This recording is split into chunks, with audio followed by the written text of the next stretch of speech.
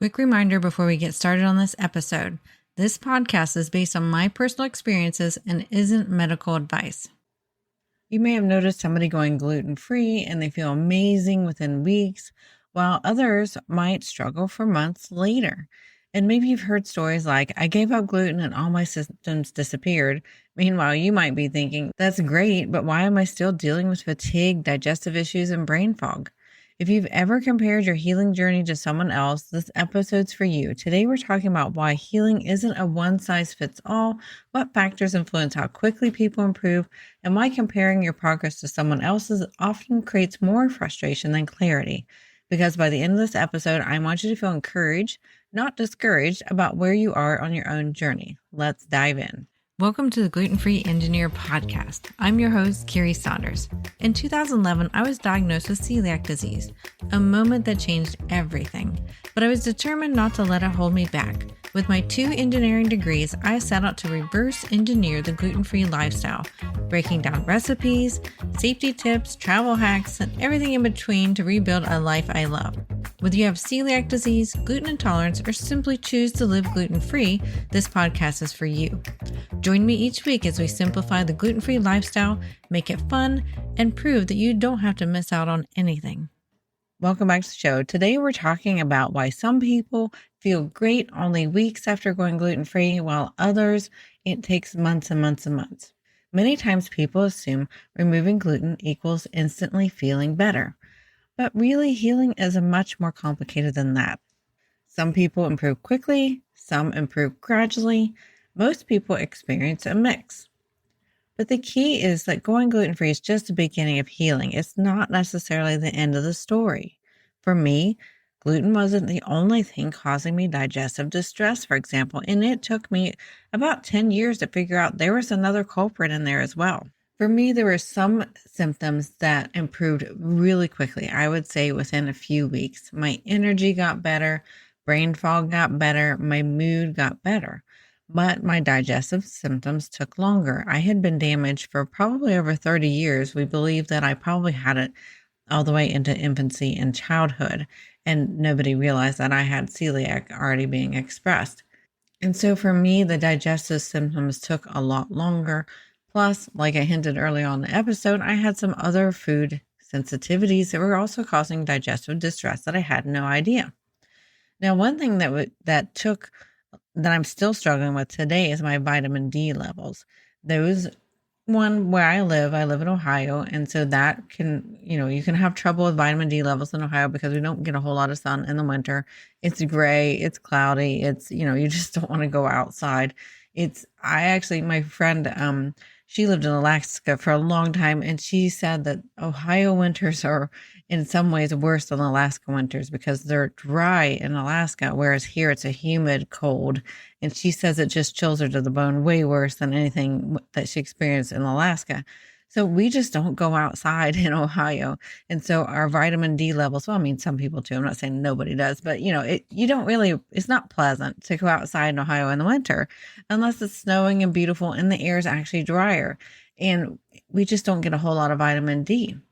So being celiac and not having foods that are fortified with vitamin D, and then also being in an area where it's typical to have lower vitamin D levels, I struggle with keeping my vitamin D levels up.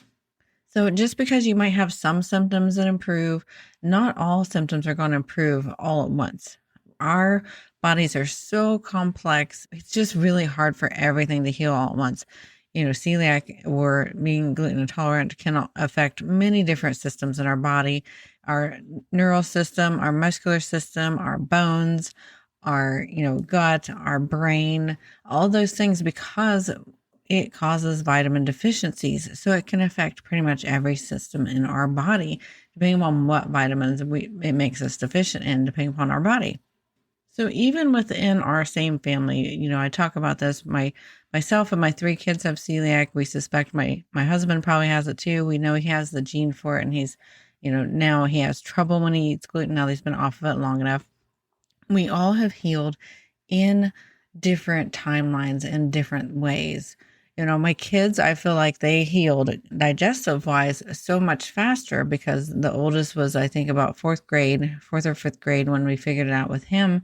And I feel like since that was younger, it helped him heal faster. And then the youngest, I think we took him off gluten even younger than that because we were realizing he was having issues too. And he bounced back even more quickly. And my husband and I we were much slower healing journey, but we did see improvements, but it did take a lot more time. So don't be discouraged if you're one of those people where it's taking a lot longer. You may also want to double check that you're not getting accidental gluten exposure somehow or some way, or that you might not have maybe you have another food sensitivity, or maybe you have a vitamin deficiency that's interfering with your healing. So working with a doctor to make sure that you are getting the nutrients that you need to. A doctor and a dietitian who is, experienced in celiac or experienced in, having gluten intolerance and needing to eat gluten-free, we want to make sure that we are eating properly so that we can heal.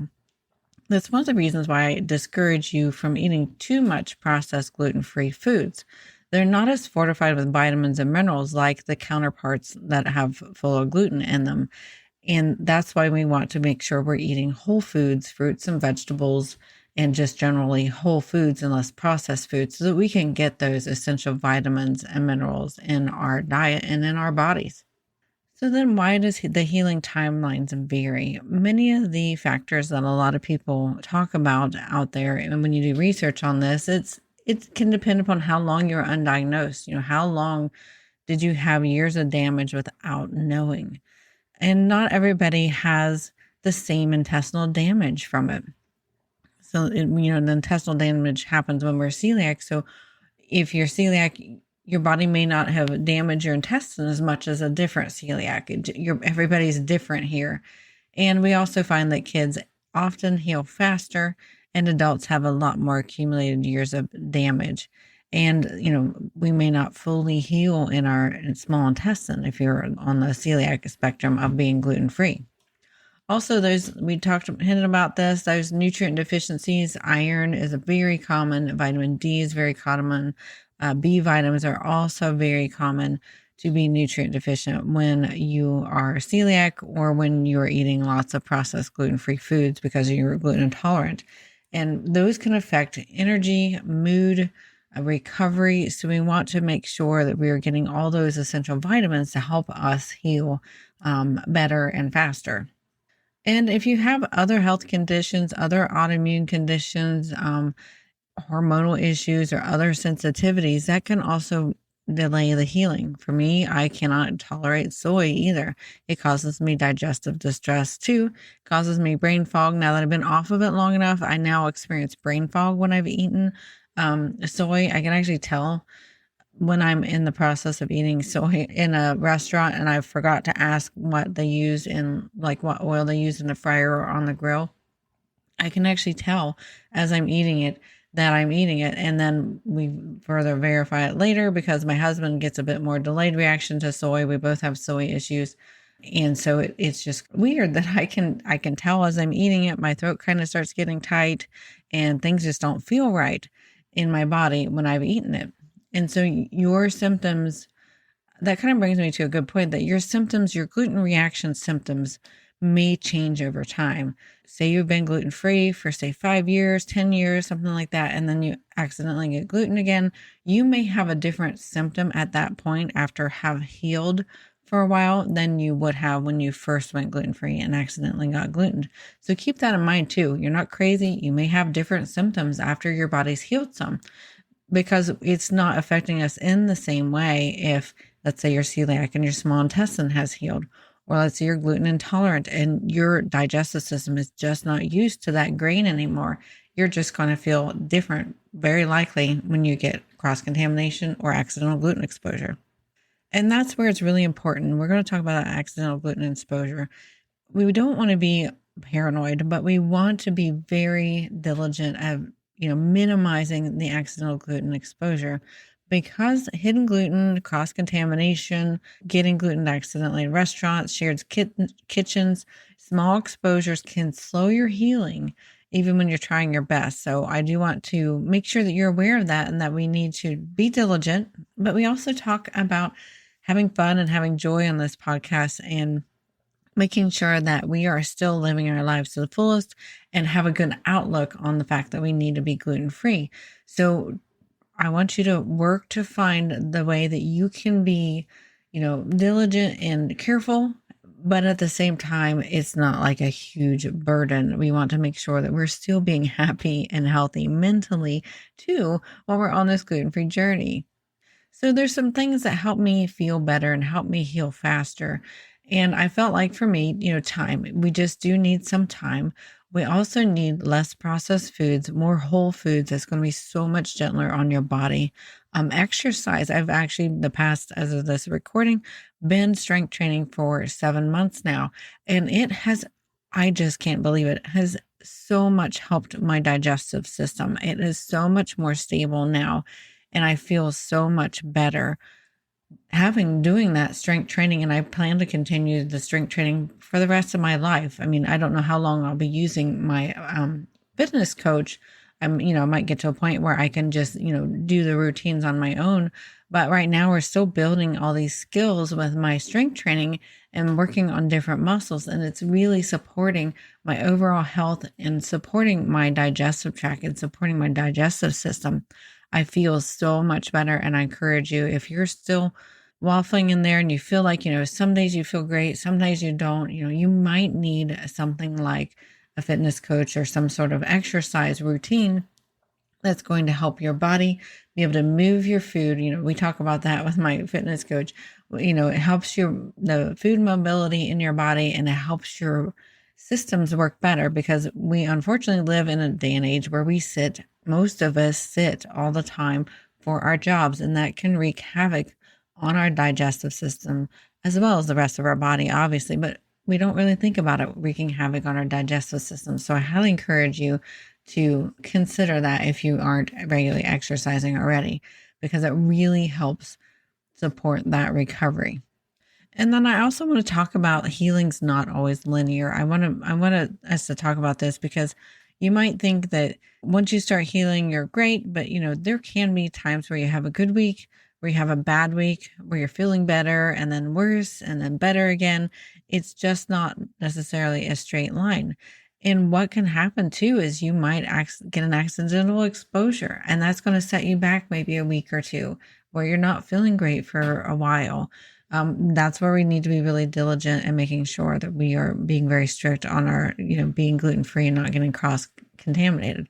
You might have just a general flare up in your intestinal system because it's mad from all these years of eating gluten when your body didn't tolerate that well. Stress can cause you to go backwards. Illness can cause you to go backwards and make it hard for your digestive system. I know before we even figure out I had celiac, if I had some sort of illness that caused me, lots of, let's just say it, vomiting and diarrhea, and my body would empty itself of food, basically, I really had a hard time kickstarting the fuel back. It's kind of like when a fire goes out, getting it kickstarted back again. It was really hard to get my body to accept food again after I got really sick like that. So you might experience something like that. You might have a very sensitive digestive system. So just note that sometimes, we're not going to be walking this in a straight line. Sometimes you're going to feel terrible. Sometimes you're going to feel great. Just learn from what happened. Maybe it's something you couldn't help. You got sick. Just know that, if you're diligent, you'll get back to feeling great again. So I want to encourage you and make sure that you know that healing is very individual. It can be messy. It can be definitely imperfect. And there can be more progress that is happening than you realize. Our bodies are so complex. There might be some part of your body that's healing and recovering. That's a silent part of your body that you don't even realize that it's happening. Maybe it's less brain fog. Sometimes it's harder to tell you have less brain fog as it gradually goes away. It's more obvious when you get accidentally exposed and then boom, the brain fog hits like a truck. You may have fewer headaches and not really quite realize you have fewer headaches until one day you're like, oh wait, I don't have that many headaches anymore. You might get better sleep. You might have more energy. I know for me, gluten, and I've also found out that soy were migraine triggers for me. Now I get, them very rarely, thank goodness, rather than I would be getting them like once a week in the spring, the fall, and I would probably have a headache about 5 of the 7 days per week, but about once a week, they were migraine level. And I don't have that anymore. And it took me looking back to realize, hey, wait, my headaches, I have so much fewer. And it just over the years, I was getting fewer and fewer headaches. So just know that healing is very individual. It's very imperfect. You might not know that you're healing when you truly are. And so I want to encourage you that at the end of the day, the goal isn't to heal on someone else's timeline. Please don't compare yourself to others. But if you are concerned, obviously go to talk to your doctor if you feel like you aren't making progress. That's definitely for sure. But don't compare yourself to somebody else's healing. We want to keep moving you forward on your own timeline. And we all are starting at a different place, and everybody heals differently. And every bit of progress matters, even if it's slower than you hoped. But again, if you're ever in question, speak with your doctor, make sure you are on the right path. But I do want you to know that it is normal for you to heal at a different rate than somebody else that you know. Thank you for listening to this episode of The Gluten-Free Engineer. If you found value in this story, please share it with someone who might need encouragement on their own gluten-free journey. For more tips, recipes, resources, and even links to my YouTube channel, head on over to theglutenfreeengineer.com. It's your one-stop hub to make gluten-free living simple, fun, and full of flavor. And don't forget to subscribe so you never miss out on an episode. And we will see you next week. The Gluten-Free Engineer podcast is for informational and entertainment purposes only. I share my personal experiences and stories about living with celiac disease and navigating a gluten-free lifestyle. This podcast does not provide medical advice. Always consult with a qualified healthcare professional for medical questions, concerns, or advice specific to your health. Before we continue, I'd like to introduce you to a service that I really love, the Dinner Daily. It's a meal planning service that makes gluten-free life so much easier, especially for busy families. Each week, you'll get a meal plan with a grocery list that's customized to your local grocery store sales, helping you save time and money.